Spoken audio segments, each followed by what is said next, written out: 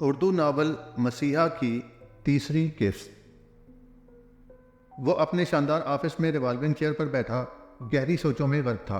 तनाव इसके चेहरे पर वाज़ेह था। इसके सामने लैपटॉप वैसे ही खुला पड़ा था, लेकिन उसका जहन वहाँ हाजिर नहीं था। तभी जैन, जिसका आज यूनी से ऑफ था, डोर नॉक करके अंदर आया और उसको सोचों में गुम कहीं और पहुंचे देखकर परेशान सा हो गया। क्या हुआ भाई, आप कुछ डिस्टर्ब से हैं? नहीं तो। वो एकदम चौंका और फिर कुर्सी पर सीधा होकर बैठ गया। आपके चेहरे से साफ लग रहा है कि आप डिस्टर्ब हैं। वो कहाँ पूरी बात किए बगैर पीछे हटने वाला था, और इसको यूं दुखी तो वो कभी देख ही नहीं सकता था। छोटे, तुम तो जानते हो सब कुछ, वो थके थके से लहजे में बोला। आप पापा और मामा के रोज रोज होने वाले झगड़ों से परेशान हैं, वो भी समझ गया था। हाँ। नहीं, मैं किसी भी ऐसे इंसान की वजह से परेशान नहीं होता जिसको मेरी तो क्या, खुद की और अपने से जुड़े किसी भी रिश्ते की परवाह ना हो, फिर वो चाहे मेरे वालिदैन ही क्यों ना हो। उसने बमुश्किल खुद पर कंट्रोल करके बड़ी सख्ती से कहा और लब भेंच लिए। लेकिन भाई, वो अच्छे से जानता था कि दारायन गलत बयानी कर रहा था। वो ये भी जानता था कि पापा और मामा के रवैये की वजह से वो हर बार काफ़ी डिस्टर्ब होता था। तुम लेकिन वेकिन को छोड़ो और मेरी बात गौर से सुनो। आज मेरी नियाजी एंड सन्स कंपनी के साथ मीटिंग थी, मैं नहीं जाना चाहता। अब वो मीटिंग तुम अटेंड करने जाओगे। उसने संजीदगी से पूरी बात करके जैन के चेहरे की तरफ देखा, जो हैरानी से मुंह खोले बैठा था।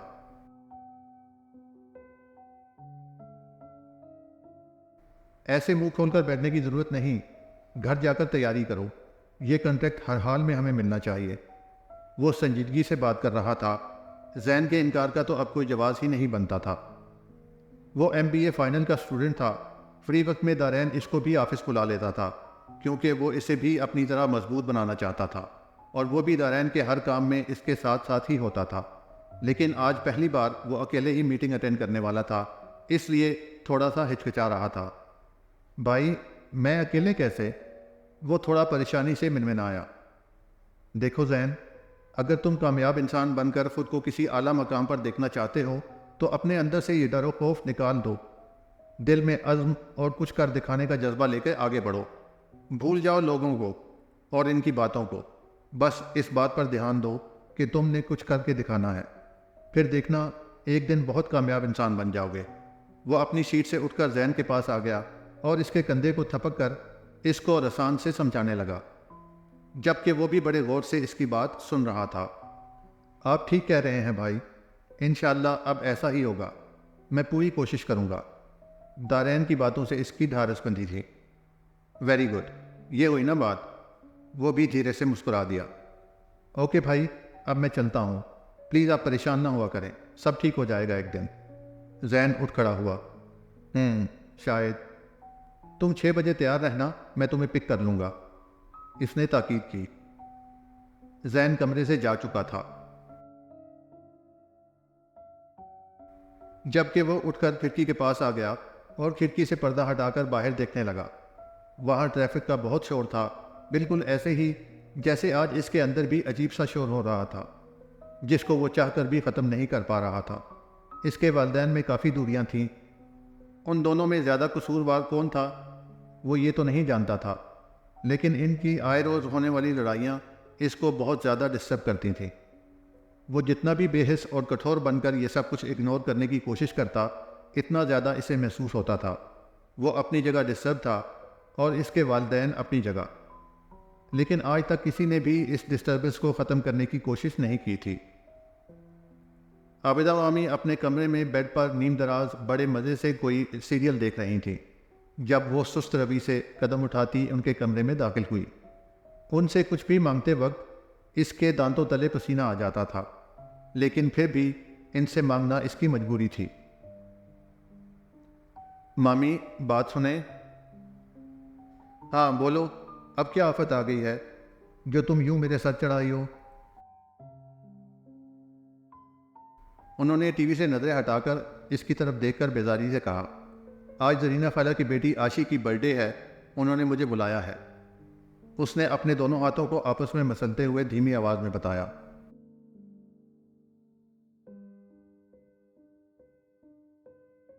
तो फिर मैं क्या करूं? मुझे क्यों बता रही हो? चली जाओ। अब कि उन्होंने लापरवाही से कहा और टीवी की आवाज़ कदरे कम कर दी। वो मैंने इसके लिए गिफ्ट भी लेना है, कुछ पैसे चाहिए थे। इसने अपनी आंखों में उमड़ते आंसुओं के सैलाब को पलकें झपक कर अंदर उतारते हुए कहा। ऐसा करते हुए वो बेबसी की इंतहा पर थी। मुझे पहले ही पता था कि तुम पैसे मांगोगी, और तो कोई काम तुझे आता ही नहीं। वो रिमोट बेड पर फेंक कर उठ खड़ी हुई और फिर अलमारी खोलकर इसमें से 1000 का नोट निकालकर इसके हाथ पर रख दिया। इनका अंदाज ऐसे था जैसे वो किसी मांगने वाले को भीख दे रही हों। वो डुबडुबाई आंखों से इनके इस अंदाज को देख रही थी, लेकिन बोलने की इसमें हिम्मत ही नहीं बची थी। हमेशा ऐसे ही हाथ पे लाकर मांगती रहना, कभी बाज ना आना तुम अपनी इस मांगने वाली आदत से। उन्होंने इसकी अच्छी खासी कर दी थी, जिसको सुनकर वो सरता पाँव शर्मिंदा हो गई थी और इसकी पानी से भरी आंखें छलकने को बेताब हो रही थीं। वो जल्दी से इनके कमरे से बाहर निकल आई, इस डर से कि कहीं इसकी आंखें आबदा मामी के सामने ही ना छलक पड़ें। मामी के कमरे से निकलकर उसने अपने हाथों की पुछ से आंसू साफ किए और अपने कमरे में आ गई। 1 हफ्ता हो गया था, रोज ही यही होता था। मामी किसी न किसी बात को बहाना बनाकर इसको खूब सुनाती थी और वो रोने के सिवा कुछ नहीं कर सकती थी। वो किससे अपने दुख दर्द बांटती? बस एक अल्लाह ही था जो इसकी सुनता था, और वो भी इसके सामने अपने सारे दुख बयान करके पुरसुकून हो जाती थी। लेकिन फिर अगले ही दिन एक नया दर्द उसके सामने सर उठाए खड़ा होता था। वो ऐसे ही दुखी थी अपने कमरे में बैठी थी जब राइमा इसके कमरे में चली आई। अपी क्या हुआ, रो रही हैं आप? वो इसकी रोई रोई सी आंखें देखकर फिक्रमंदी से बोली। इस घर में एक वही तो थी जो उससे थोड़ा प्यार से बात करती थी, इसके लिए दिल में हमदर्दी रखती थी। जानती तो हो तुम सब कुछ, फिर भी पूछ रही हो, इसने तरस लहजे में कहा, जबकि वो इसका शिकवा सुनकर अच्छी खासी शर्मिंदा हो गई थी। आई एम सॉरी आपी, छोड़ो इस बात को, ये तो रोज का मसला है। तुम बताओ, तुम्हें कोई काम है मुझसे? इसने जल्दी से अपने हाथों की पुछ से चेहरे को साफ किया।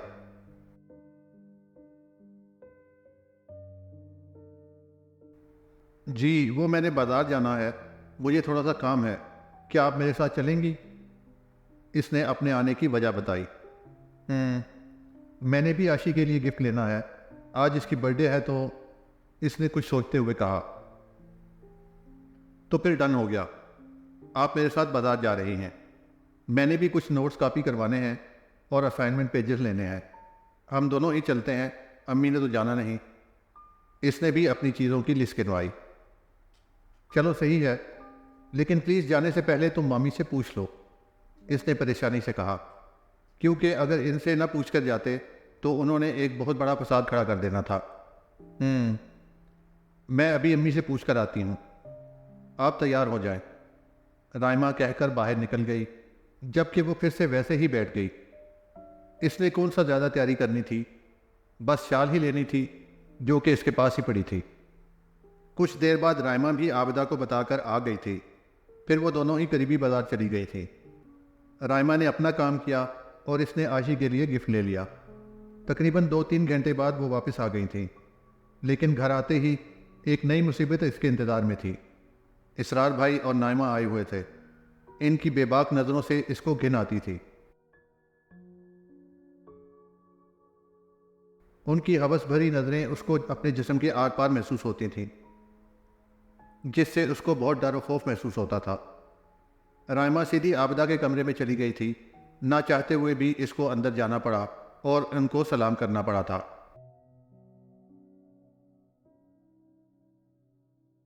वहाँ मामी, नाइमा आपी और इसरार भाई तीनों खुशखबरियों में मसरूफ़ थे। इनको देखते ही नाइमा ने हुक्म झाड़ा, बिया तुम चाय बनाकर लाओ इसरार के लिए। जी ठीक है, वो कहकर खड़ी हो गई। आज इसको नाइमा आपी का ये हुक्म चलाना बुरा नहीं लगा था। अरे कुछ देर बैठने तो दो साली साहिबा को। उन्होंने इसका सार तपा जायजा लेते हुए खबीस मुस्कुराहट चेहरे पर सजाए कहा।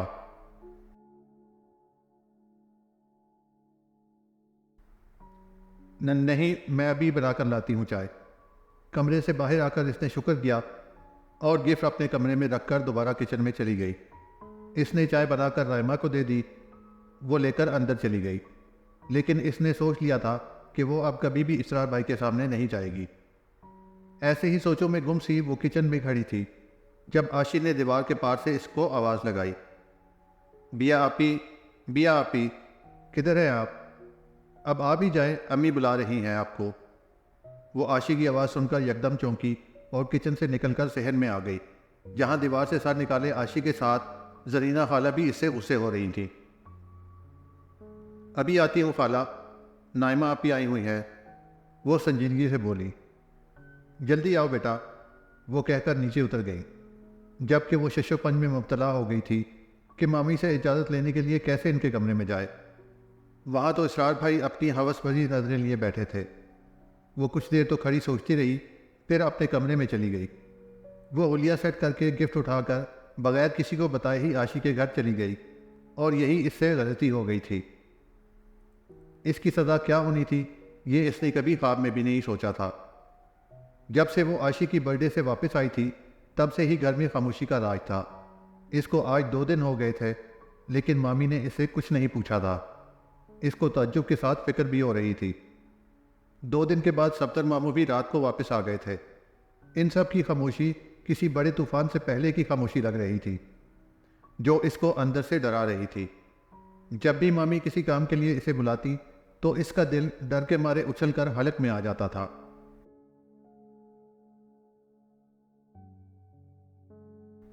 आयमा यूनी गई हुई थी। आबिदा मामी और सफ्तर मामू कुछ देर पहले ही नाश्ता करके अपने कमरे में गए थे। इसने एक नज़र उनके कमरे के बंद दरवाजे पर डाली और फिर से अपने काम में मसरूफ़ हो गई। इसने पहले बर्तन धोए, फिर किचन समेट कर सफाई की और आखिर में सहन धोने के लिए किचन से बाहर आ गई। तभी मामी ने इसको पुकारा,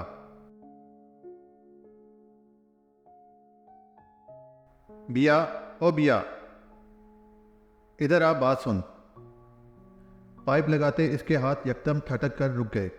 खौफ से इसके माथे पर इतनी सर्दी में भी पसीने के कतरे नमूदार हो गए थे कि आबदा मामी सफदर मामू को सब बता चुकी थी। वो अपनी कांपती टांगों को आहिस्ता से घसीटती हुई इनके कमरे की तरफ बढ़ी। जी मामी, आपने मुझे बुलाया? इसने दरवाजे में खड़े खड़े कांपती आवाज़ में पूछा। मैंने नहीं, तुम्हारे मामू ने बुलाया है। अंदर आओ और दरवाज़ा बंद कर दो, उन्होंने इसकी तरफ देखकर संजीदगी से कहा। वो भी सुस्त रवि से चलती हुई अंदर आई और एक नज़र सफदर मामू के चेहरे को देखा, जो कड़े तेवर के साथ माथे पर शिकने डाले पता नहीं किस सोच में थे।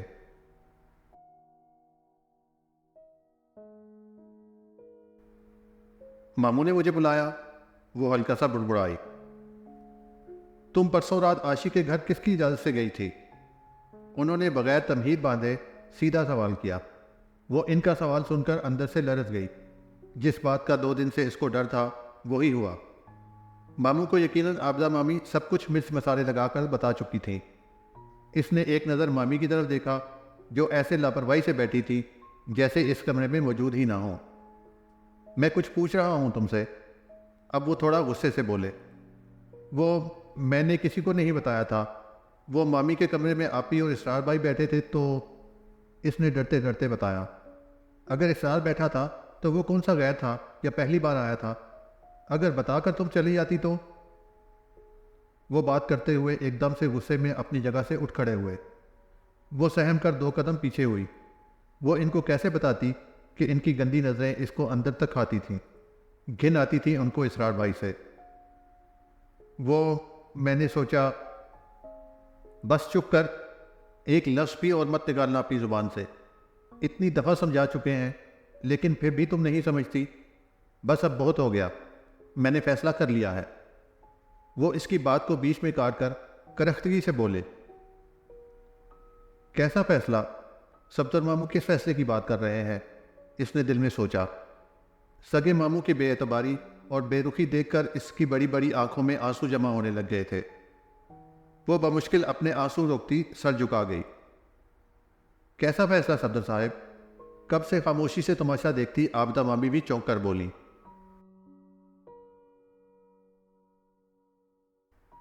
बिया को नाइमा के घर भेजने का फैसला किया है मैंने। उन्होंने बिया पर गोया बम फोड़ा था। इनकी बात सुनकर उसकी आंखें फटी की फटी रह गईं, जबकि आबिदा मामी की तो गोया दिली मुराद बर आई थी। खुशी से इनकी बातें खिल गईं। उनको अपनी समातों पर यकीन नहीं हो रहा था। सच में भेज दो बिया को? उन्होंने अपनी दिल की तसल्ली के लिए दोबारा पूछा। हाँ भेज दो, उन्होंने अपना हतमी फैसला सुनाया। लेकिन मामू, मेरी बात तो। अब मैंने तुम्हारी कोई बात नहीं सुननी। आज के बाद तुम जरीना और आशी से भी नहीं मिलोगी, और ना ही वो दोनों आएंगी हमारे घर। उन दोनों ने ही बिगाड़ा है तुम्हें। वो इसके बोलने से पहले ही गुस्से से गरजे। पता नहीं मामी ने इन्हें क्या बताया था जो वो इतने गुस्से में थे, और इतनी बड़ी बात तो नहीं थी जितनी अब बन गई थी, और जिसकी वो उसे इतनी बड़ी सज़ा दे चुके थे जिसका इसने तसव्वुर ही नहीं किया था। चले, मैं इसरार को फ़ोन करती हूँ, वो आकर ले जाएगा, आबिदा मामी ने मुस्कुराते हुए कहा। ठीक है, करो कॉल। वो आबिदा मामी से मुखातिब हुए, जबकि बिया साकित खड़ी इन दोनों को देख रही थी। वो इसको एक ऐसे शख्स के घर भेज रहे थे जिसके नाम से ही इसको कराहत होती थी, जिसकी शक्ल से इसको घिन आती थी, जिसको एक पल भी वो अपने सामने बर्दाश्त नहीं कर सकती थी। उसके घर में चंद दिन गुजारना कितना कठिन और दुश्वार था, ये सिर्फ वही जानती थी। जाओ यहां से, जाओ, अब यहां क्यों खड़ी हो? अपना बैग तैयार करो, मामी ने भी हुक्म सुनाया। इस घर के सब फैसले ही सब्तर साहब करते थे, लेकिन इस बार ऐसा फैसला करने पर इनको आबिदा मामी ने मजबूर किया था। ये सब इनके दिमाग में भरा हुआ गन था जो उन्होंने मिर्च मसाले लगाकर सब्तर मामी को सुनाया, और बहाना इसका आशी के घर जाना बन गया था। वो खुद को घसीटती हुई इनके कमरे से बाहर निकली और इसका रुख अपने कमरे की तरफ था। इसकी आंखों से आंसुओं का सैलाब रवा था जो इसके पूरे चेहरे को भिगो रहा था, लेकिन इसमें इतनी हिम्मत भी नहीं थी कि वो इनको साफ कर सकती। इसकी सारी हिम्मत दम तोड़ गई थी। वो करती भी तो क्या, इसके पास कोई और रास्ता भी तो नहीं था। इस वक्त उसको अपने वालिदैन की बहुत याद आ रही थी। अगर वो आज जिंदा होते तो वो यूं बेबस ना होती, और ना ही मामू इसकी ज़िंदगी का इतना बड़ा फैसला करते। इसने तो कभी सोचा भी नहीं था कि इसको इतनी बड़ी सज़ा मिलेगी। इसके पास इन दोनों माँ बेटी का ही सहारा था जो आज छिन गया था इससे। वो अपने कमरे में आकर रोते रोते फर्श पर ढह गई और चेहरे को अपने दोनों हाथों में छुपाकर अपनी किस्मत पर फूट फूट कर रो दी थी।